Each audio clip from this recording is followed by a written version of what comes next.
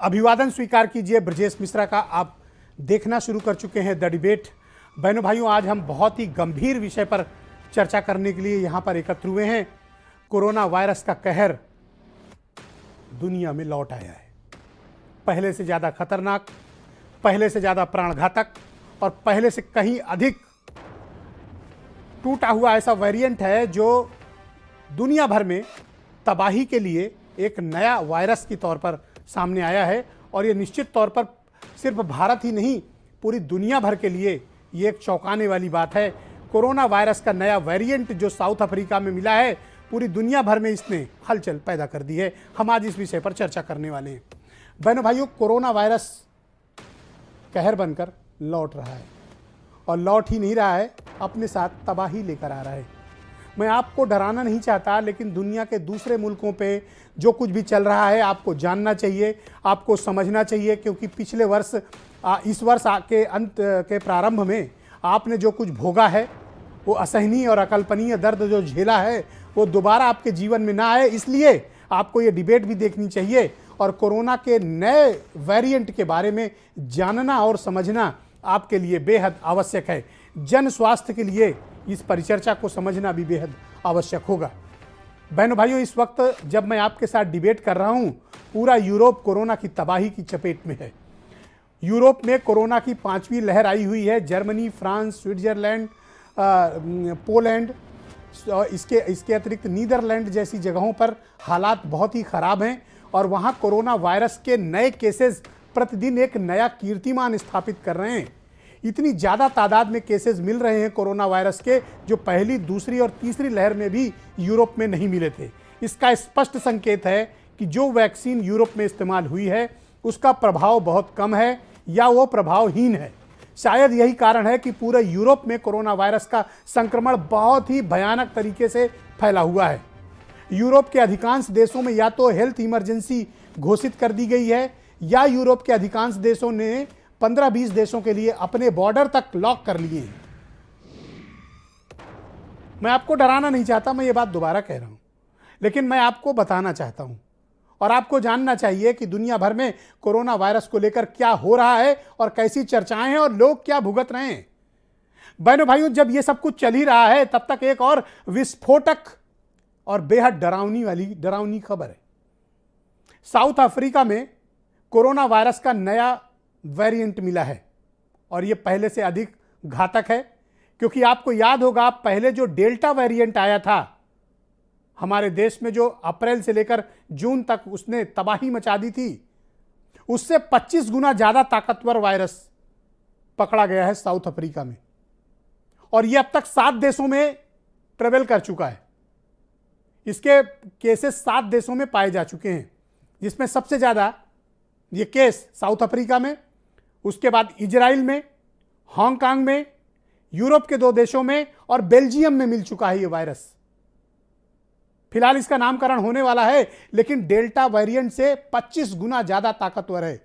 Delta अगर double mutant था तो यह बताया जा रहा है कि नया वेरिएंट 50 बार म्यूटेंट हो चुका है, 50 टाइम्स। आप कल्पना कर सकते हैं कि इसके संक्रमण का स्तर कितना भयानक होगा। जब डबल म्यूटेंट में डेल्टा ने यह तबाही मचाई थी, तो 50 म्यूटेंट होने के बाद यह वायरस किस प्रकार का रूप धारण कर चुका होगा, समझ से परे है। बहनों भाइयों, यह चेत जाने का वक्त है। WHO में हाहाकार मचा हुआ है। यूरोपियन कंट्रीज में सारी खबरों को छोड़कर सिर्फ इसी विषय पर चर्चा हो रही है। अमेरिका तक में चेतावनी जारी हो चुकी है। हमें क्या करना चाहिए? हमें बेहद सावधान हो जाना चाहिए। जब मैं आपके साथ ये डिबेट कर रहा हूं बहनों भाइयों, मैं बहुत चिंतित हूं। मैं बहुत चिंतित हूं और आप सबको भी चिंतित होना चाहिए, क्योंकि हमारे यहां कोरोना वायरस के संक्रमण को लगभग भुला दिया गया है और एक छोटी सी चूक हमको तबाही के उस मुहाने पर ले जाकर खड़ी करेगी, जहां पर शायद हम अपनी पीढ़ियों को बचाने में भी हमें मुश्किलें आएंगी। कोई पैनिक होने की जरूरत नहीं है, लेकिन सावधान रहने की जरूरत है। यह देखने की जरूरत है कि दुनिया के दूसरे मुल्कों में कोरोना के इस नए वेरिएंट ने क्या कर रहा है, इसका रूप क्या है, यह किस प्रकार का बिहेवियर पैटर्न है इस वायरस का, क्या सिम्टम्स दे रहा है, लक्षण क्या दे रहा है। यह उनको भी संक्रमित कर रहा है जिन्होंने कोरोना वैक्सीन की डबल डोज ले रखी है। यह मेरी चिंता है। जो जर्मनी और चेक रिपब्लिक पहली और तीसरी लहर में बचे हुए थे, उस जर्मनी में आज 76,000 नए केस मिले, 76,000 न्यू केसेस। यह बहुत हैरान कर देने वाली बात है। भारत सरकार को चाहिए कि तत्काल इस विषय पर उनको काम करना चाहिए, राज्य की सरकारों को काम करना चाहिए, शहरों में लोगों को काम करनी चाहिए, ग्रामीण क्षेत्रों में भी हमें अवेयरनेस तत्काल फैला देनी चाहिए। हमें इंतजार नहीं करना चाहिए, क्योंकि अगर एक भी वेरिएंट का केस भारत में मिला तो इतनी तेज स्प्रेड होगा। आपको याद होगा कि डेल्टा स्प्रेड कहां से हुआ था? केरल और महाराष्ट्र से हुआ था, और क्या तबाही उसने उत्तर प्रदेश में मचाई थी। ऑक्सीजन के लिए तड़प तड़प कर मरते लोग देखे थे, याद है आपको? ईश्वर न करे कि यह वेरिएंट भारत में मिला तो तबाही का स्तर कितना बड़ा होगा। हमें इसके बारे में बहुत जागरूक होने की जरूरत है। WHO में पिछले 48 घंटे से इमरजेंसी जारी है।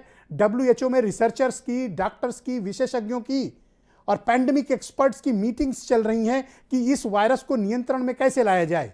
यूरोप के 7 देशों ने अपने सीमाएं सील कर दी हैं कि इन कंट्रीज से जो लोग आएगा, जहां भी इस प्रकार का वायरस नया वाला पाया गया है, नया वेरिएंट, उस देश के नागरिकों की एंट्री बैन कर दी गई है। यह हमें और आपके जाग जाने का वक्त है, क्योंकि मसला अब गंभीर होता जा रहा है और यह खतरा हमारी तरफ भी बढ़ सकता है। कुछ बयान सुनिए आप। It will take a few weeks for us to understand what impact this variant has. Researchers are working to understand more about the mutations and what they potentially mean for how transmissible or virulent this variant is. ये इसलिए थोड़ा खतरनाक बताया जा रहा है क्योंकि इसमें म्यूटेशंस ज़्यादा हैं। तो जितने ज़्यादा म्यूटेशंस होते हैं वायरस में, उतना ही चांसेस होते हैं कि वो वैक्सीन से रेजिस्टेंट हो, और सेकेंडली उसका चांस जो फैलने का है वो ज़्यादा होता है। इसीलिए खतरनाक बताया जा रहा है क्योंकि ये जल्दी स्प्रेड करेगा और वैक्सीन से शायद इतना ज़्यादा इफेक्टिव वैक्सीन इसके अगेंस्ट नहीं होगी, इसलिए इससे थोड़ा डरने की बात है। एक नया वेरिएंट आया है, बिल्कुल नया वेरिएंट आया है, जिसके 100 जीनोमिक सीक्वेंस भी एनालाइज कर लिए गए हैं, और ये वेरिएंट कितना घातक होगा, कितना खतरनाक होगा, ये तो साउथ अफ्रीका में जब इसके केसेस और निकल के आएंगे और उनका क्या क्लिनिकल स्पेक्ट्रम होता है उसके आधार पर तय होगा, लेकिन हमें सजग रहना है। तो सवाल है कि क्या डेल्टा से ज़्यादा खतरनाक है कोरोना का नया वेरिएंट? जवाब है हाँ, क्योंकि साउथ अफ्रीका में महज कुछ ही घंटे के भीतर लगातार केसेस मिल रहे हैं, वहाँ जांच पड़ताल चल रही है, और वो साउथ अफ्रीका से जो ट्रेवल करके दूसरे देशों में पहुँचे हैं वहाँ विशेष तौर पर जाँच पड़ताल चल रही है। मामला बहनों भाइयों बेहद गंभीर है। आज की परिचर्चा में मैंने कोरोना के मामले के देश के सबसे बड़े एक्सपर्ट डॉक्टर सूर्यकांत जी को बुलाया हुआ है। डॉक्टर आशुतोष वर्मा है मेरे साथ, समीर सिंह बीजेपी से हैं, डॉक्टर रमा श्रीवास्तव IMA की अध्यक्ष हैं मेरे साथ मौजूद हैं, doctor DK Gupta Felix hospital के डायरेक्टर हैं, मुझे ज्वाइन कर चुके हैं, और पद्मश्री डॉक्टर M वली गंगाराम हॉस्पिटल दिल्ली से मुझे ज्वाइन कर चुके हैं। बहुत शुक्रिया, धन्यवाद आप सभी का इस कार्यक्रम में मेरे साथ जुड़ने के लिए। समीर सिंह जी, यह बेहद चिंता का विषय है कि कोरोना का जो नया वेरिएंट है वो बहुत घातक है, ऐसा बताया जा रहा है, और दुनिया के भर के देशों में हाई अलर्ट जारी कर दिया गया है। मैं आपसे जानना चाहता हूं कि भारत और उत्तर प्रदेश में क्या तैयारी है। हालांकि अभी तक भारत में कोई केस नहीं मिले हैं, लेकिन हमें इसके प्रति बहुत सावधानी की आवश्यकता है। मैं हो सकता है कि ये डिबेट बहुत पहले कर रहा हूं, बहुत एडवांस में कर दे रहा हूं, लेकिन हमें तत्काल जागरूक और सतर्क रहने की जरूरत है। निश्चित रूप से ब्रजेश जी, एक ऐसी महामारी है जिसने पूरी दुनिया को तबाह किया है। यह हम सबका सौभाग्य है कि हम सब लोग इससे कम प्रभावित हैं। इतना जरूर है कि भारत सरकार ने इसका संज्ञान लिया है, और आज ही भारत सरकार के स्वास्थ्य सचिव का बयान भी आया है राजेश भूषण जी का, जो हम विदेशों से आने जाने वाले लोगों के बारे में जो गाइडलाइन जारी किए थे उसमें सरकार बदलाव करने जा रही है, नई गाइडलाइन लाने जा रही है। राज्यों को उन्होंने सतर्क किया है कि राज्यों के अंदर लोगों के आने जाने पर और विशेष निगाह रखी जाए, और निश्चित रूप से जो भी यात्री आ रहे हैं उनके बारे में उनकी केस हिस्ट्री, उनको स्टडी करना, कहाँ जा रहे हैं उनको लोकेट करना, और इस प्रकार के कई प्रकार के चीजें हैं जिस पर सरकार की निगाह है और सरकार इसको देख रही है, और उत्तर प्रदेश सरकार भी इस पर काम कर रही है। और माननीय मुख्यमंत्री जी तो अभी भी उत्तर प्रदेश से लगभग कोरोना खत्म हो गया, लेकिन उसके बाद भी समय समय पर टीम 9 की बैठक करके आपको और एहसास है उत्तर प्रदेश स्वास्थ्य की के बारे सरकार को में, पता है टीकाकरण के कि बारे दुनिया में। के दूसरे मुल्कों में क्या चल रहा है? नहीं, निश्चित रूप से सरकार को भी पता है और सरकार की निगाहें भी इस पर है। माननीय मुख्यमंत्री जी वैसे भी स्वास्थ्य के बारे में चर्चाएं करते रहते हैं, अपनी टीम के साथ बैठते रहते हैं, चाहे वो टीकाकरण का हो, चाहे हॉस्पिटल को अपग्रेड करने का हो, ऑक्सीजन प्लांट लगाने का हो। ऐसे बहुत सारे सवालों पर माननीय मुख्यमंत्री जी ने बड़ी तेजी से काम किया है और आज उत्तर प्रदेश हम कह सकते हैं कि सुविधाओं के मामले में, स्वास्थ्य सुविधाओं के मामले में बेहतर हुआ है। मैं फिर भी देश आपको भी सलाह बेहतर दूंगा हुआ है। और कि इस निश्चित नए रूप से वेरिएंट हम के सब- बारे में एक बारी बैठकर बात कर ली जाए एक्सपर्ट्स के साथ, पैंडेमिक एक्सपर्ट्स के साथ, डॉक्टर्स के साथ, लेबोरेटरीज के डॉक्टर्स के साथ, ताकि इस नए वेरिएंट की हम जांच कर सकते हैं उत्तर प्रदेश में या नहीं। सभी के बारे में ओपन डिस्कशन जरूर समीर जी होना चाहिए और आप मेरी ये सलाह अगर पहुंचा सकते हो तो सरकार तक जरूर पहुंचा दें। नहीं, निश्चित रूप से आप ब्रजेश जी, आप एक जागरूक चैनल के नाते आप इस पर डिबेट कर रहे हैं। आपकी डिबेटें भी हम सब सराहते भी हैं, स्वागत भी करते हैं। मुझे याद है कि कोरोना आने से पहले वो दिन भी याद है, डॉक्टर सूर्यकांत जी भी मुझे पहली डिबेट कोरोना के बारे में मैंने आपके ही चैनल पर 18 तारीख का वो दिन याद है, हमने किया था। हम सब ने मिलकर सामना किया है, सरकार ने इस पर बड़ी बखूबी काम किया है लोगों के सहयोग। मैं डॉक्टर आशुतोष वर्मा को आमंत्रित करता हूं, ये डॉक्टर भी हैं और डॉक्टर्स समाजवादी हैं, पार्टी के प्रवक्ता हैं। हमारे जी, शुक्रिया आपका समीर जी। पैरामिलिट्री फोर्सेस के लोग हैं, इनसे मिलके हम काम करेंगे और निश्चित रूप से डॉक्टर आशुतोष, क्या जानकारी है आपके पास कोरोना के नए वेरिएंट के बारे में? क्या ये डेल्टा वाले से ज्यादा खतरनाक है? ब्रजेश जी, देखिए, जो खबरें आ रही हैं वो बेहद खतरनाक तरीके से हैं, क्योंकि ये कई बार में अपने आप में म्यूटेट हो रहा है और जब वायरस अपने आप में मल्टीपल म्यूटेट करता है तो डेफिनेटली जो वैक्सीनेशन है वो उतने इफेक्टिव नहीं होते हैं। लेकिन ऐसा भी नहीं है कि ज़ीरो इफेक्टिवनेस रहेगी, इफेक्टिवनेस रहेगी। ब्रजेश जी, परेशानी ये है कि जब मुझे याद है कि 2019 का शीत सत्र चल रहा था संसद का, तब विपक्ष के कई नेताओं ने सदन में खड़े होकर इस आती हुई महामारी के बारे में बताया गया था और ये सवाल भी संसद में उठाए गए थे। लेकिन क्या हुआ, उत्तर प्रदेश की सरकार या देश की सरकार ने उसको इस समय बिल्कुल भी ध्यान नहीं लिया और जनवरी और फरवरी 2020 में तो किसी को पता भी नहीं था और मार्च में एकाएक एक दिन जो है लॉकडाउन लगता है, उसके बाद थाली बजाई जाती है और उसके बाद जो कुछ हुआ वो सबने देखा। मुझे लगता है कि prevention is always better than cure. अगर हमारा देश आज हम लोग यहाँ पर काम करना शुरू करें, क्या आज हम तैयार हैं उस तीसरी लहर के लिए या चौथी लहर के लिए या उस म्यूटेशन के लिए? क्या हमारे ये नागरिक तैयार हैं उसके लिए, या उनको जरा से भी सुध है कि जो एक दिन भी हमारे देश में आ सकता है वो करोड़ों अरबों लोगों को लगातार कोरोना जैसा वायरस फैला सकता है? तो उसके लिए क्या तैयारियां हैं उत्तर प्रदेश की? क्योंकि हाल की दिनों में मुझे नहीं लग रहा है कि कहीं भी कोई इस तरीके की गाइडलाइन जारी हुई है कि नया वेरिएंट आ रहा है या साउथ अफ्रीका का वेरिएंट आ रहा है, उसे सतर्कता ली जाए। तो मैं यही कोशिश करता हूँ कि भारतीय जनता पार्टी की प्रवक्ता इस बारे में बताएंगे कि हमारे प्रदेश किस मुहाने पर और किस तैयारी पे खड़ा हुआ है। ऑल राइट, मैं डॉक्टर डी के गुप्ता को आमंत्रित करता हूं इस डिबेट में। फेलिक्स हॉस्पिटल नोएडा के डायरेक्टर हैं। बहुत शुक्रिया आपका डॉक्टर डी के गुप्ता। ये नया वेरिएंट बहुत ही चिंताजनक है। अभी मैं रिपोर्ट देख रहा था कि बेल्जियम में भी एक केस मिला है और यूनाइटेड किंगडम ने एक रिपोर्ट जारी की है जिसमें उन्होंने हालात का अध्ययन करने को कहा है। दुनिया के 10 ऐसे बड़े देश हैं जहां साउथ अफ्रीका के तमाम ट्रेवल एडवाइजरी तक जारी हुई है। रैपिड असेसमेंट किए जा रहे हैं दुनिया के कई देशों में नए वेरिएंट को लेकर। हम कहां पर खड़े हैं और हमारे लिए ये कितना बड़ा कंसर्न है? देखिए ब्रजेश जी, ये जो नया वेरिएंट है इसका नाम है B11529 और ये लास्ट वीक अफ्रीका में आइसोलेट हुआ। अफ्रीका में अब तक इससे लिंक्ड 100 केस हो चुके हैं। इसके अलावा उसके आसपास जो नियर बाई कंट्री हैं, इजराइल है, बोत्सवाना है, हांगकांग है, वहाँ भी केसेस मिल चुके हैं। तो केसेस फैल रहे हैं। बहुत सारे देश, यूनाइटेड किंगडम है, इजराइल, इसके अलावा जो फ्रांस है, इटली है, जर्मनी, इन्होंने तो जो अफ्रीका से फ्लाइट आ रही है उसका जो नियर बाई कंट्रीज है उनको फ्लाइट्स को बंद कर दिया है। इवन इंडिया में भी कल थर्सडे को हम लोगों ने एडवाइजरी जारी कर दी है कि जितने लोग अफ्रीका से उसके नियर बाई कंट्रीज से आ रहे हैं उनकी अच्छे से स्क्रीनिंग की जाए। बट स्क्रीनिंग कितनी एफिशिएंट है इसके बारे में पता नहीं। मैं तो सजेस्ट करूंगा कि यूरोपियन कंट्रीज के जो भी लोग आ रहे हैं उनकी प्रॉपर नियमित जांच हो और नए वेरिएंट की भी जांच हो। बिल्कुल उनको वहां से सीधे सीधे क्वारंटाइन में भेजना चाहिए, 14 दिन रखना चाहिए उनको, आरटीपीसीआर टेस्ट करने के बाद सब कुछ नेगेटिव होने के बाद ही छोड़ना चाहिए। सिंपल टेम्परेचर और थर्मल स्क्रीनिंग नहीं होनी चाहिए, उसका कोई फायदा नहीं, हम लोग देख चुके हैं। नंबर 2 जो बता रहा हूँ कंसर्न ये है कि इसमें 50 से ज्यादा म्यूटेशन है। 50 म्यूटेशन में 30 म्यूटेशन स्पाइक प्रोटीन में, जिसपे ज्यादातर वैक्सीन काम करती हैं। जितनी ज्यादातर वैक्सीन बनी है वो स्पाइक प्रोटीन बेस्ड ही बनी, जैसे हमारे कोविशील्ड वैक्सीन सबसे ज्यादा जिसका कवरेज है वो स्पाइक प्रोटीन बेस्ड वैक्सीन ही है।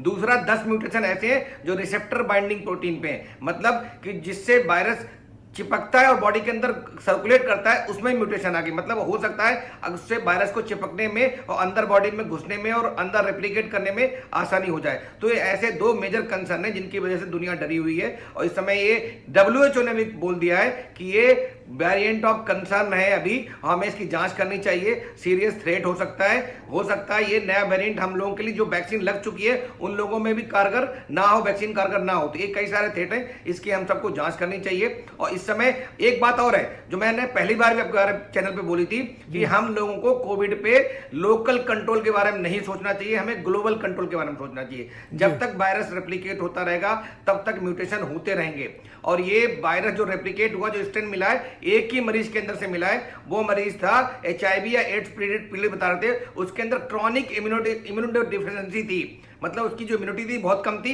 इसकी वजह से वायरस बहुत ज्यादा रेप्लिकेट हो रहा था उसके अंदर, और वहां उसको म्यूटेशन के चांसेस बढ़ गए थे। जो मेरी समझ है वो ये बताती है कंट्रोल नहीं कि करेंगे, वैक्सीन हमेशा मूल वायरस को ध्यान में रखकर बनाया जाता है, फिर उसके म्यूटेंट होते हैं, उसके और प्रारूप और रूप होते हैं।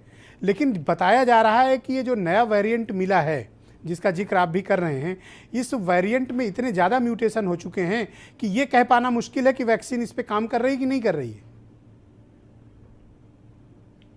बिल्कुल सही कर, मैं कहता हूं थियोरेटिकली जिसकी जो म्यूटेशन हुई है, 30 म्यूटेशन हुई है, 30 जो है सारी स्पाइक प्रोटीन पे हुई है, और मैक्सिमम जो वैक्सीन बनी है, खास करके इंडिया में जो सबसे ज्यादा वैक्सीन लगी है वो कोविशील्ड लगी है। कोविशील्ड वैक्सीन बनी ही स्पाइक प्रोटीन पे है। तो अगर स्पाइक प्रोटीन में कोई मेजर शिफ्ट होता है, जिसको हम बड़ी म्यूटेशन को बोलते हैं शिफ्ट म्यूटेशन, जिसमें वायरस का थोड़ा जीनोम चेंज हो जाता है और वैक्सीन कैन बी इनइफेक्टिव, जैसा हम लोग खास करके जो स्वाइन फ्लू की वैक्सीन है उसमें भी चेक करते हैं कि अगर शिफ्ट होता है तो वैक्सीन चेंज हो जाती है, जेनेटिक शिफ्ट होता है। तो अगर ये जेनेटिक शिफ्ट है तो वैक्सीन हमें चेंज करनी पड़ेगी। अगर जेनेटिक शिफ्ट नहीं है, म्यूटेशंस हैं और बहुत एफिशिएंट म्यूटेशंस नहीं है, उससे क्या ये सही वक्त है कि भारत सरकार को और राज्य सरकारों को इमीडिएट रैपिड असेसमेंट कर लेना चाहिए?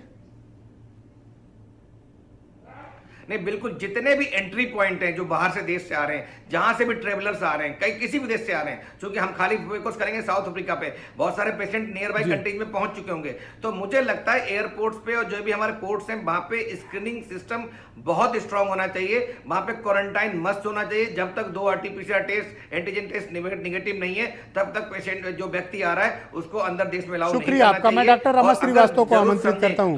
डॉक्टर रमन श्रीवास्तव, दुनिया भर में कोरोना वायरस के नए वेरिएंट को लेकर बहुत चिंता जताई जा रही है। हमने देखा कि डेल्टा जो सिर्फ डबल म्यूटेंट हुआ था उसने किस प्रकार की तबाही मचाई थी, और ये तो 50 से ज़्यादा म्यूटेंट हो चुका है नया वाला वेरिएंट। पूरी दुनिया भर में इसको लेकर बड़ी तेज आज सुबह से चर्चा चल रही है। तो मैंने सोचा कि इस पर डिबेट आयोजित करके अपने प्रदेश के लोगों को जानकारी दूं। आपके पास इस वेरिएंट को लेकर क्या जानकारी है और आप हमारे दर्शकों को क्या सुझाव देना चाहेंगी?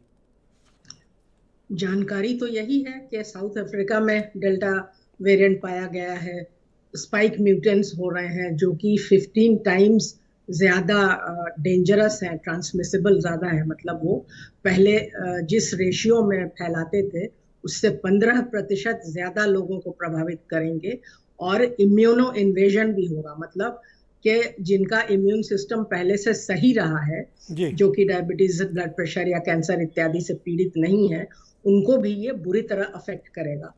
तो सावधानी बहुत ज़्यादा ज़रूरी है, अवेयरनेस बहुत ज़्यादा ज़रूरी है, क्योंकि हिंदुस्तान में तो कई सारे नए वेरिएंट्स और कुछ स्टेट्स में देखे जा रहे हैं। जैसे कर्नाटक में तो 66 मेडिकल स्टूडेंट्स कोरोना पॉजिटिव पाए गए, उसके अलावा केरला में, फिर आंध्र प्रदेश में, इन सब जगहों पे अच्छी खासी मात्रा में, संख्या में लोग कोरोना से पीड़ित पाए गए हैं।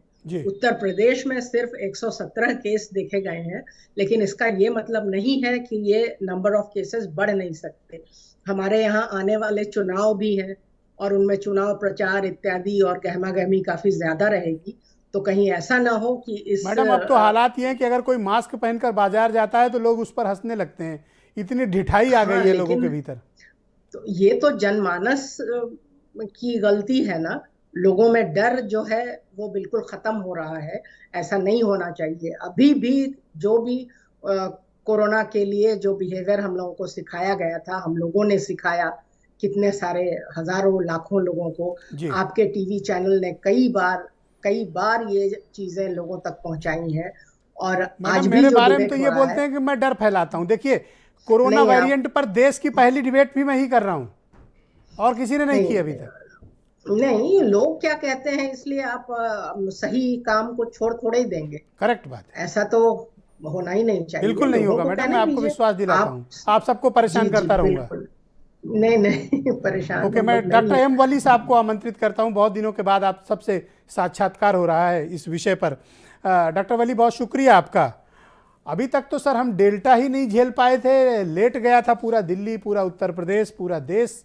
क्या हालात हुए थे बताने की आवश्यकता नहीं है। लोग कैसे मरे थे बिना ऑक्सीजन के, नदी में लाशें मिली थी, लोग रात में सोए सुबह मरे मिल रहे थे, वो भी तब जब डबल म्यूटेंट था। ये बताया जा रहा है कि 50 म्यूटेंट हो चुका है नए वाले वेरिएंट का। ये हमारे लिए कितना बड़ा कंसर्न होना चाहिए, चिंता का। ब्रजेश जी, मैं आपको धन्यवाद देता हूँ इस वायरस पे पहली डिबेट डिटेल में करने का। हालांकि इसका जो म्यूटेशन हुआ है वो म्यूटेशन अजीब तरह के मरीज़ में हुआ है। जो मरीज़ बहुत ही कमज़ोर था, इम्यूनोसप्रेस था, HIV का नेग्लेक्टेड अनट्रीटेड पेशेंट था, वहाँ पे ये हुआ है। ये इसकी जो जेनेटिक कंपोजिशन है, इसलिए मुझको लगता है और वायरसेस से जो अब तक हमने देखे बहुत ही डिफरेंट पैटर्न पेश कर रही है। और मैंने आज सुबह सुना भी डॉक्टर मारिया को, जो WHO की है, मैंने भी सुना, उन्होंने इसको बहुत अंडर प्ले किया है। आप जो इस समय इसको महत्व दे रहे हैं, ये महत्व वो उनके इंटरव्यू में नहीं था। सर ये WHO हमेशा अंडर प्ले करता है सर, आपको पता है। WHO पर विश्वास करना मतलब मौत को दावत देना है सर।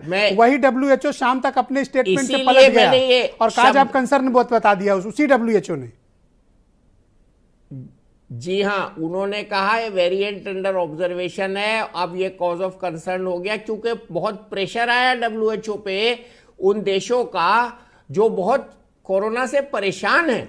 और आपने ये बात बिल्कुल सही कही है और मैं देख रहा हूँ लोग लालायित हैं शादियों में जाने के लिए, फंक्शंस में जाने के लिए। अब लोग शेक हैंड कर रहे हैं, अब लोग हगिंग कर रहे हैं, भूल गए हैं कोरोना से हमें एप्रोप्रिएट बिहेवियर को जारी रखना है।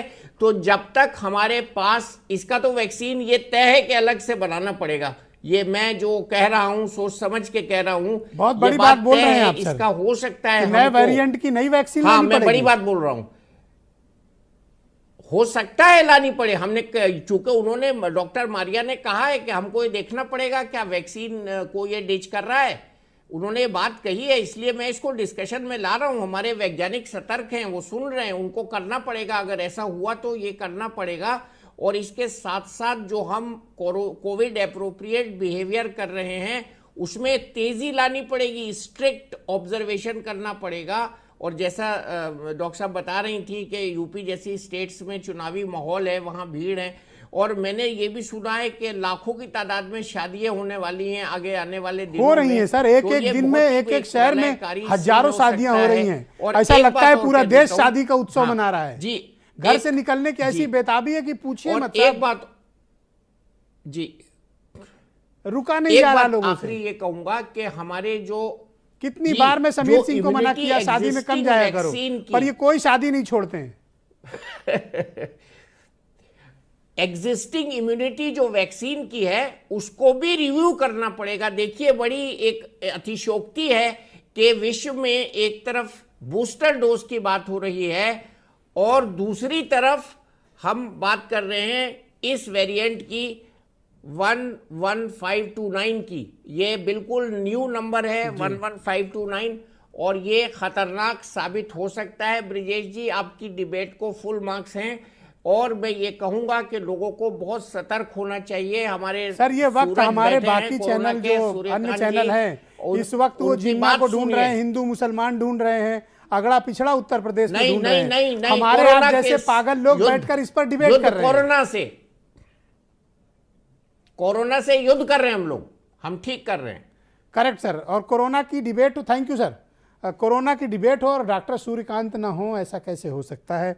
बिना इनके कोरोना की कोई भी डिबेट अधूरी है और बिना इनकी ओपिनियन कोई भी चर्चा अमान्य कही जाएगी, इसलिए इनकी मौजूदगी बेहद आवश्यक है।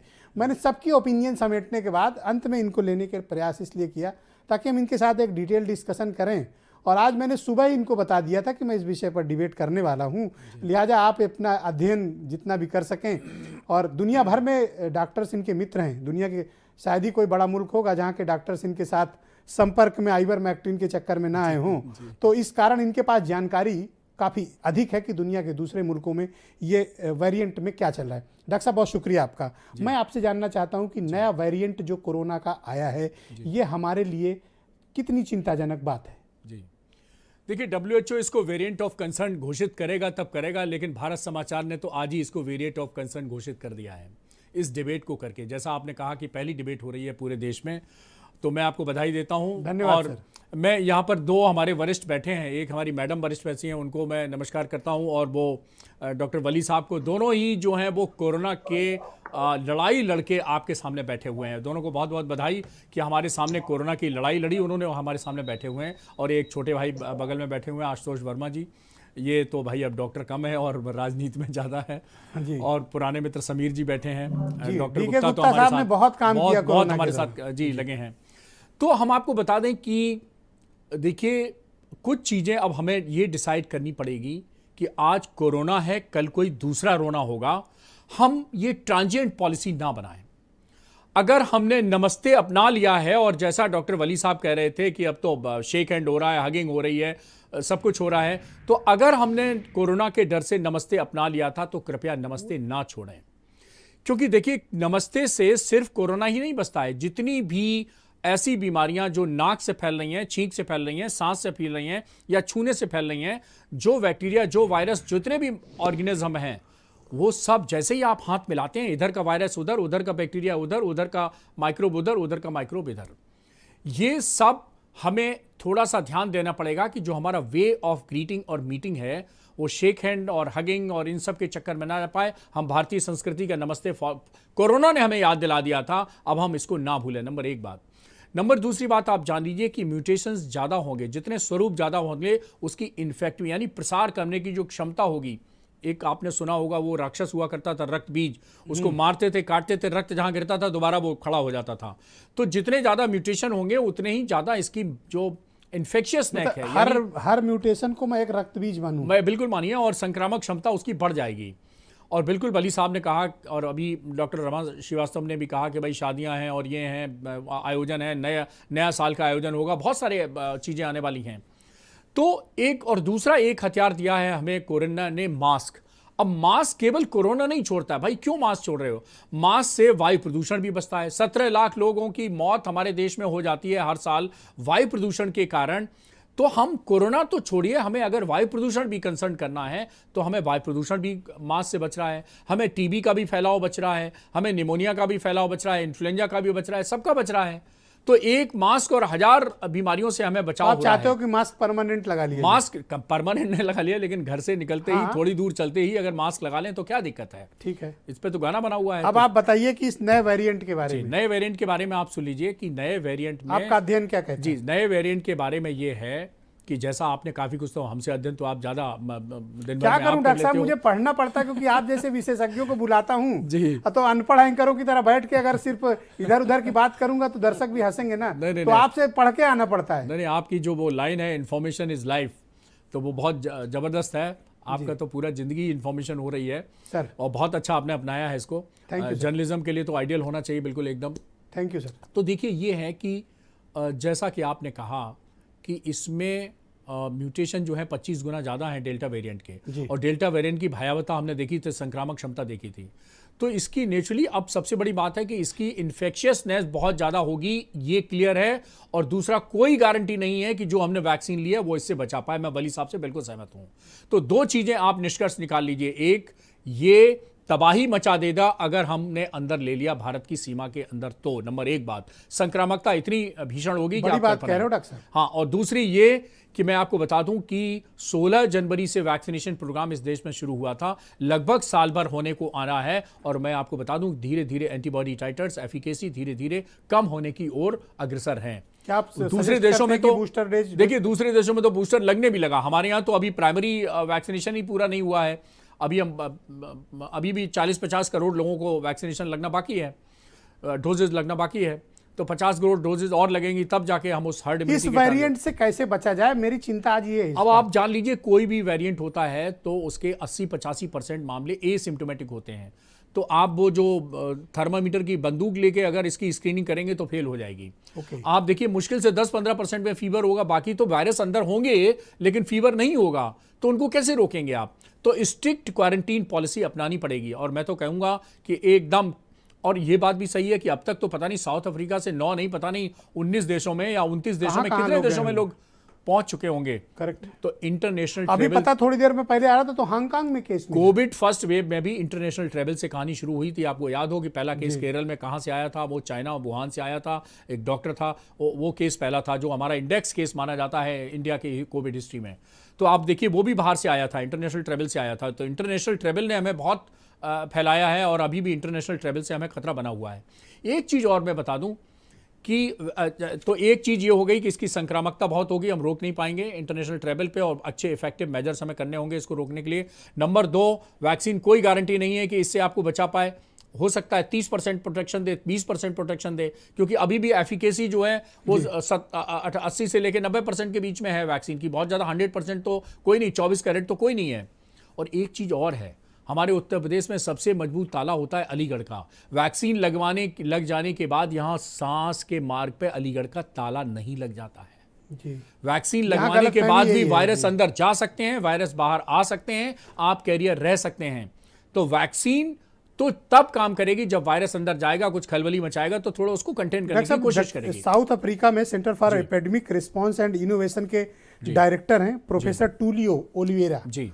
उनकी एक रिपोर्ट है मेरे पास, मैं आज डिबेट से पहले वो रिपोर्ट लेकर आया हूं, जिसमें उन्होंने ये कहा है कि इस वेरिएंट में बहुत ज्यादा म्यूटेशन है और म्यूटेशन का असामान्य समूह है जी, और अन्य वेरिएंट से बहुत अलग है जी। उन्होंने ये भी कहा है कि इस वेरिएंट ने हमें हैरान कर दिया है, ये हमारी उम्मीदों के उलट बहुत बड़ा बदलाव हुआ है। इस स्टेटमेंट का क्या मतलब है? इसका मतलब यह है कि देखिए पूरी जीनोम सीक्वेंसेस उन्होंने कर ली है।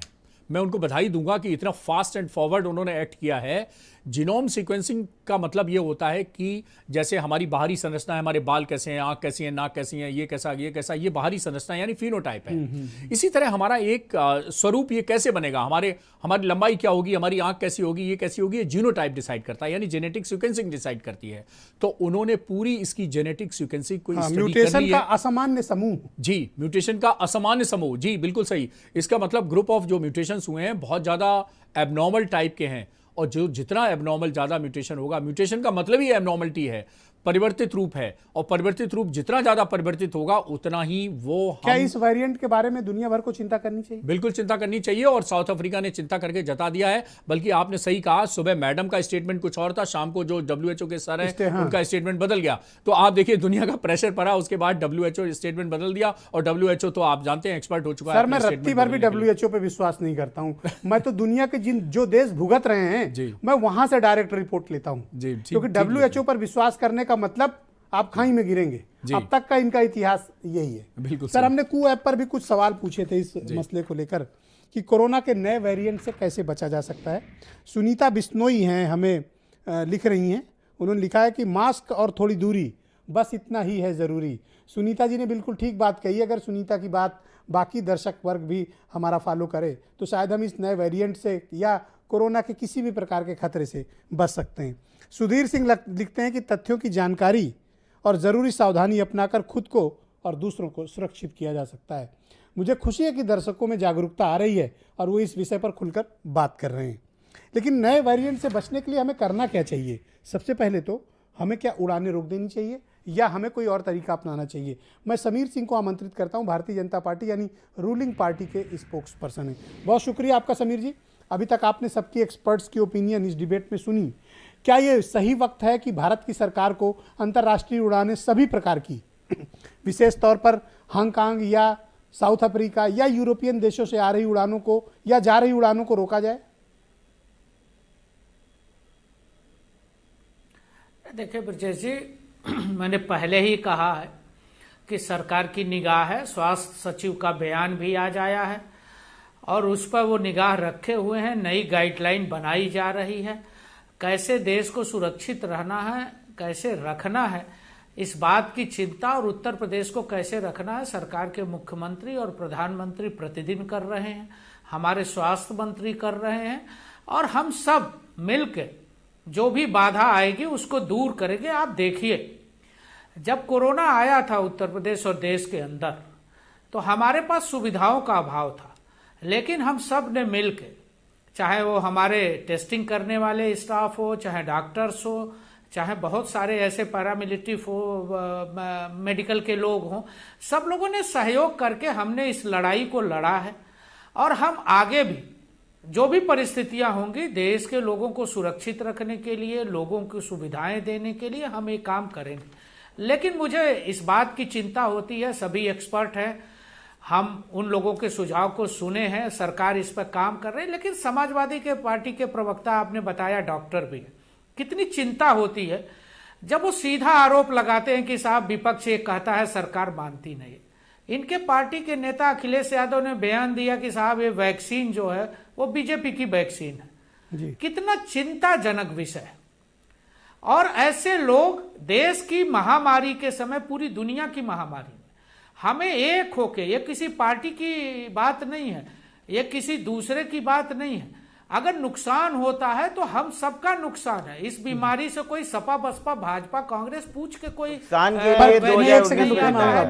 समीर जी, क्या आप इस वक्त दर्शकों को, देश दुनिया को और विशेष तौर पर हमारे प्रदेश के लोगों को कैसे आश्वस्त करिएगा कि कोरोना के नए वेरिएंट से बचाने के लिए आपकी पार्टी की सरकार उत्तर प्रदेश में गंभीरता से काम करेगी? आप इसका आश्वासन दीजिए।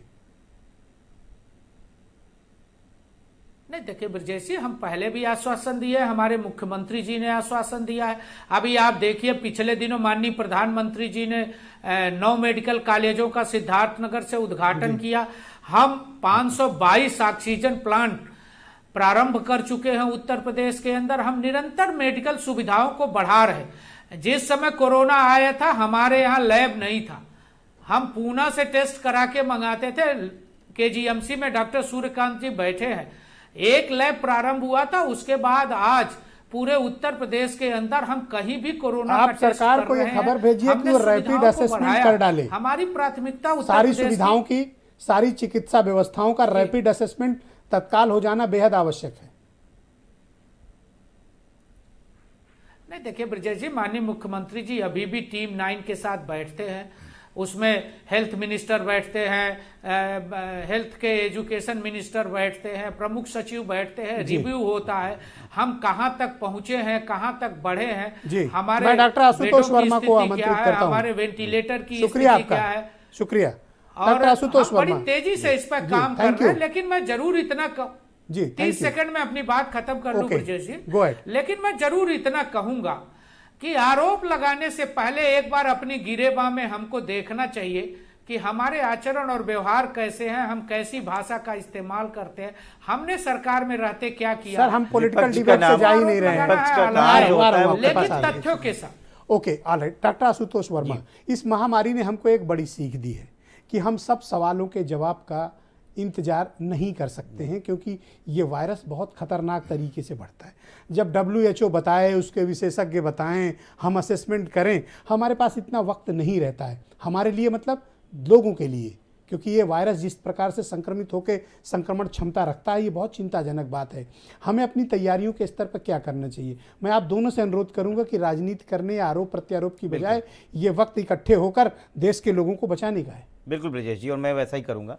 ब्रजेश जी देखिए, इस देश ने फ्लू का भी एक बार एंडेमिक देखा, और फ्लू की वैक्सीन के बारे में बता दूं कि फ्लू की वैक्सीन जो है हर साल नहीं आती है, हर साल नहीं आती है। फ्लू की वैक्सीन जून के महीने में आती है, जो दिसंबर तक वही वैक्सीन चलती है।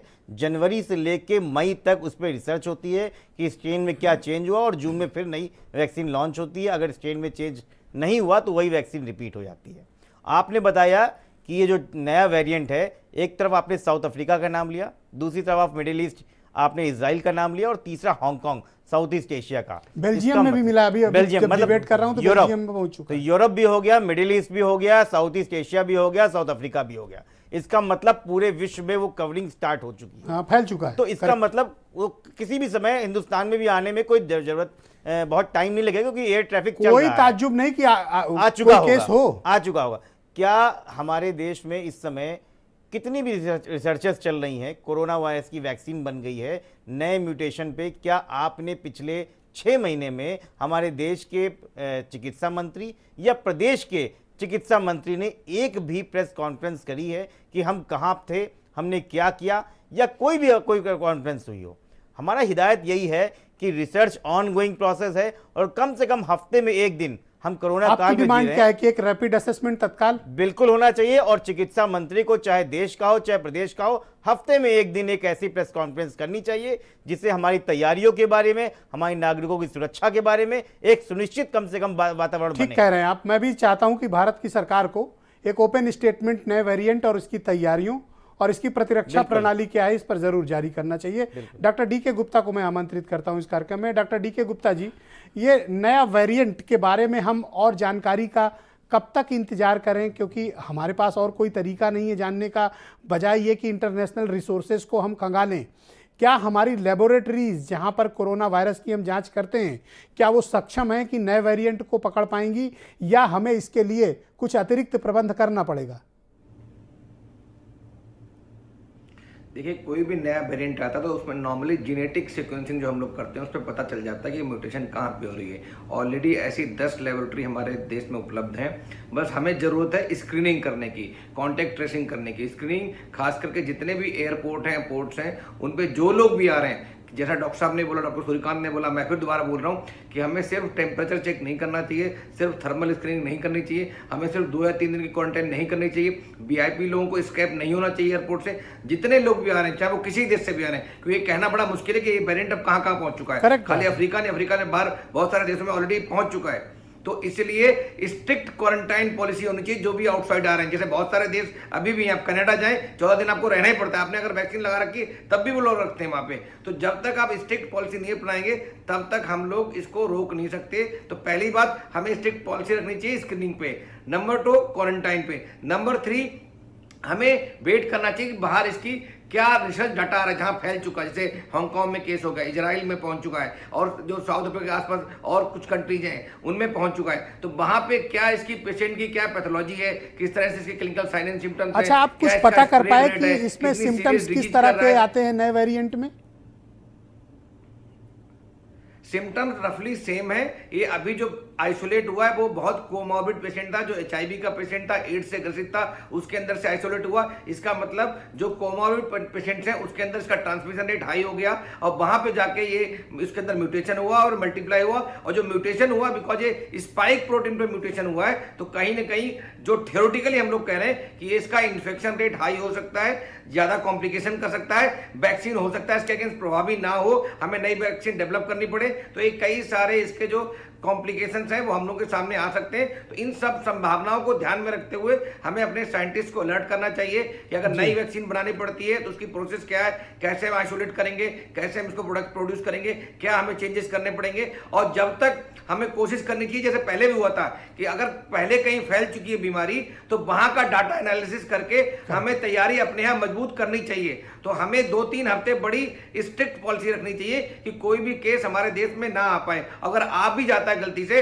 तो वो चेक पोस्ट पे ही उसको हम कैप्चर कर लें और उसको आइसोलेट कर लें, और जब तक बाहर देश में फैल रहा है हम उस डाटा को एनालिसिस करके अपनी तैयारियों को मजबूत कर सकें। तो ये बहुत इंपॉर्टेंट है। और खास करके हेल्थ केयर इंफ्रास्ट्रक्चर में वैसे भी हम बोल रहे हैं, जैसे अभी हम लोग कोविड की तैयारी कर रहे थे 3rd वेव की, बट कोविड की 3rd वेव नहीं आई, डेंगू के बहुत सारे पेशेंट्स आ गए। तो हमारा इंफ्रास्ट्रक्चर वैसे ही बहुत कमजोर है, हम लोग GDP का अपना बहुत कम पैसा खर्च करते हैं। तो हमें डेफिनेटली इस समय चाहिए कि हम हेल्थ केयर इंफ्रास्ट्रक्चर पे, मेडिकल स्टूडेंट्स पे, डॉक्टर्स पे, पैरामेडिकल नर्सिंग स्टाफ पे, इन सब पे काम करें, इनकी ट्रेनिंग पे, स्किल डेवलपमेंट पे, इनके नए स्टूडेंट पैदा करने के लिए। जी डॉक्टर रमन श्रीवास्तव जी, हमें किस प्रकार की सावधानी हमें मतलब भारत की सरकार को बरतनी चाहिए, क्योंकि इस वेरिएंट के बारे में हमारे पास जानकारी भारत में बहुत कम है। हम इंटरनेशनल रिसोर्सेज पर ही डिपेंड करते हैं, विशेष तौर पर उन देशों में जहां पर ये फैला हुआ है।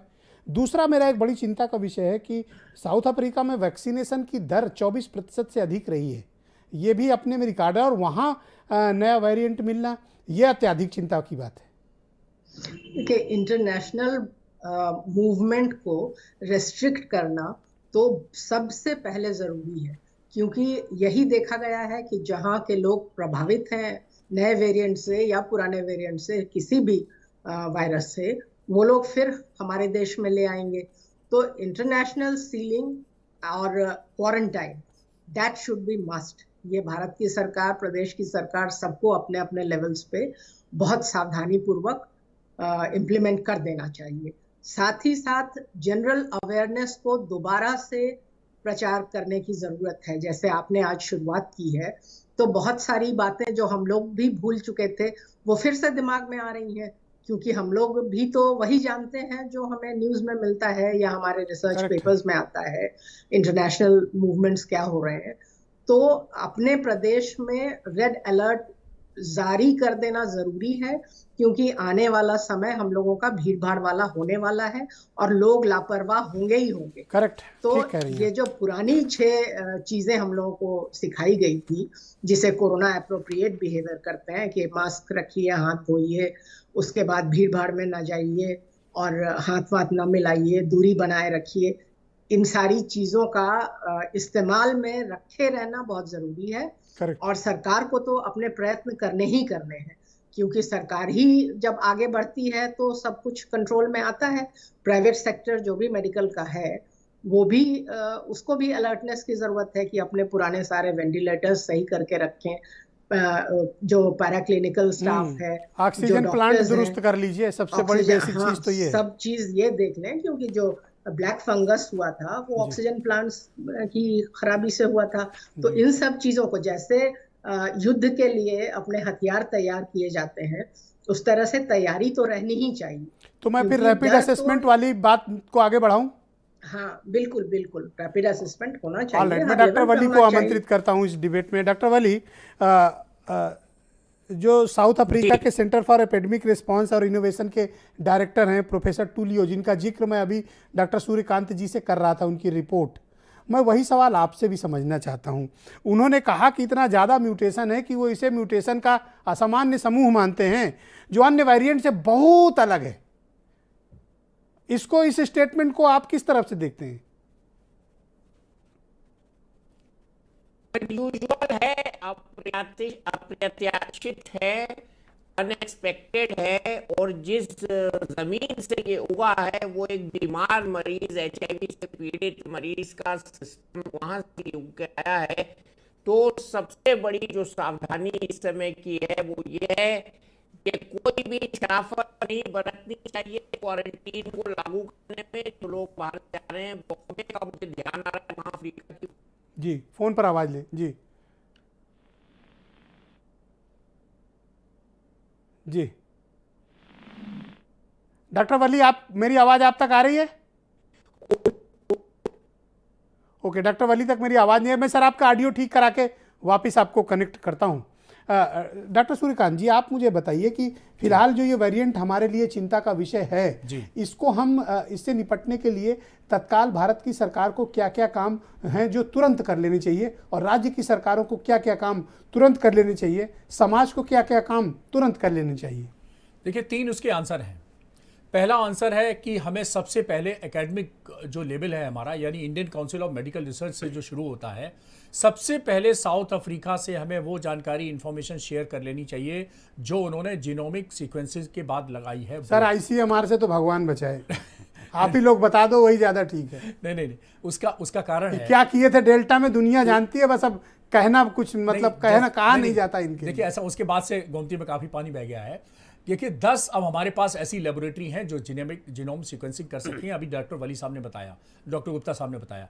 तो उन 10, जिसमें से केवल एक पहले केवल पुणे की लैब हुआ करती थी, अब उन 10 जो हमारी जेनेटिक कंसोर्शियम बनाया गया है और जेनेटिक कंसोर्शियम में 10 लैब ऐसी हैं जो इस जीनोटाइप को शेयर करें वहां से और उस पर स्टडी करें आगे के लिए। तो ये सबसे पहले रैपिड रेस्पॉन्स होगा। नंबर एक तो कंफ्यूजन दूर कर दीजिए कि सभी लेबोरेटरी में इस वाले वेरिएंट की जांच नहीं हो सकती, नहीं हो सकती, केवल अभी 10 में हो सकती है, केवल 10 में, केवल 10 में।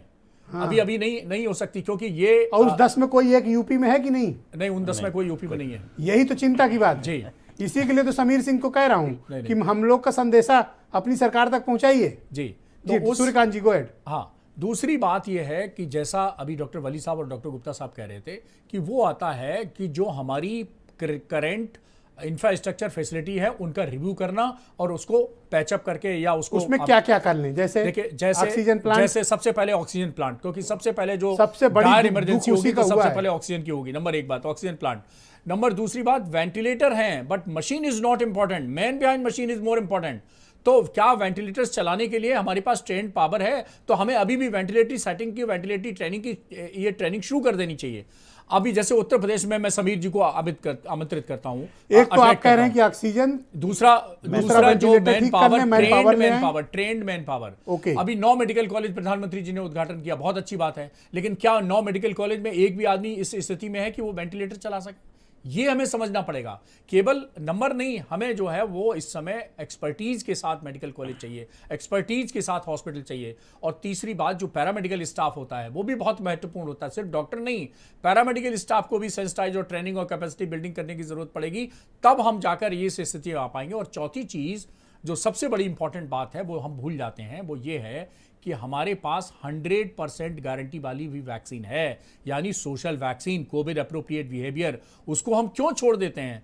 हम उंगली उठाने लगते हैं कि कोवैक्सीन की एफिकेसी क्या है, कोविशील्ड की एफिकेसी क्या है, लेकिन मास्क के रूप में और कोविड अप्रोप्रिएट सरकार को क्या करना चाहिए इस नए वेरिएंट के बारे में और जानकारी कलेक्ट करने के लिए? नहीं, सरकार को बिल्कुल चलना चाहिए, WHO से भी कंसल्ट करना चाहिए, साउथ अफ्रीका की सरकार से भी वेरिएंट करना चाहिए। और हमें ये सबसे जल्दी समझना चाहिए कि ये जो वैक्सीन हमारी लग रही है, ये वैक्सीन कितने % इफेक्टिव होगी। यानी हम डेल्टा वेरिएंट एक काम आप क्यों नहीं करते? अब देखिए, डेल्टा वेरिएंट में भी, ये डेल्टा वेरिएंट में भी 60 से 65% इफेक्टिव है। एक आप सबसे मैं रिक्वेस्ट करता हूं, आप सब इस विशेषज्ञ हैं, आप लोग शीघ्र ही इस पर एक पेपर जारी करें, एक डिटेल रिपोर्ट आप लोग जारी करें, हम चैनल पर दिखाएंगे उसको, आप तो हमें अपनी वेबसाइट पर रखेंगे, जारी करने का एकदम एक्सपर्ट बना देंगे। सबसे पहले हम ही जारी करिए, आप लोग जो भी अनुभव है, जो जानकारी है वो साझा करिए।